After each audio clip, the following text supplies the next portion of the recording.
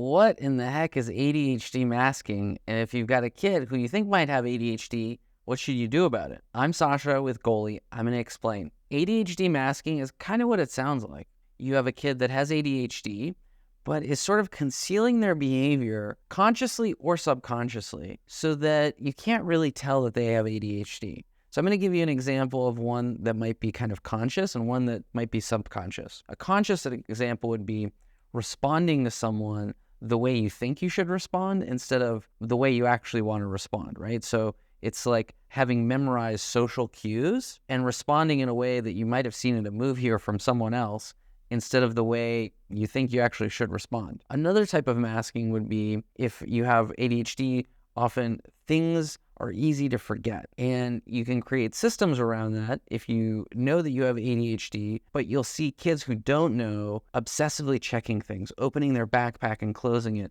checking over and over again for that exact same item. All right, so what do you do if you think you've got a kid with ADHD and they're masking? Well, Goalie, we've got a couple of solutions for you. The first is our Copilot app on our Goalie tablets. It creates routines for kids. Now, you do it with visuals and audio reminders, and it takes them through exactly what they should be doing step by step. So they don't really have to worry, did I put the book in the bag? Because if they constantly forget about putting the book in the bag, it belongs as an activity inside the get ready for school routine. That concern of opening and closing the bag, it could be just a functional thing of, well, I forgot my book so many times, I'm really worried about it now.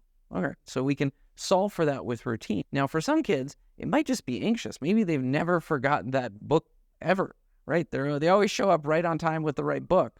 So that kid needs a little help dealing with anxiety. We have an app called Mood Tuner that helps kids map their feelings, and we coordinate them as red, green, yellow, or blue. Now, blue could be sad, yellow could be anxious or nervous, so they can identify how they feel in that moment. And then we offer them some tools, some exercises for how they could deal with anxiousness. So if you've got a kid who's got a lot of anxiety around, is that book in there? They could use some mood tuning so that they can emotionally self-regulate and deal with that issue. If you have any more questions or if you're interested about these types of tools, check us out at getgoalie.com or click on the link below.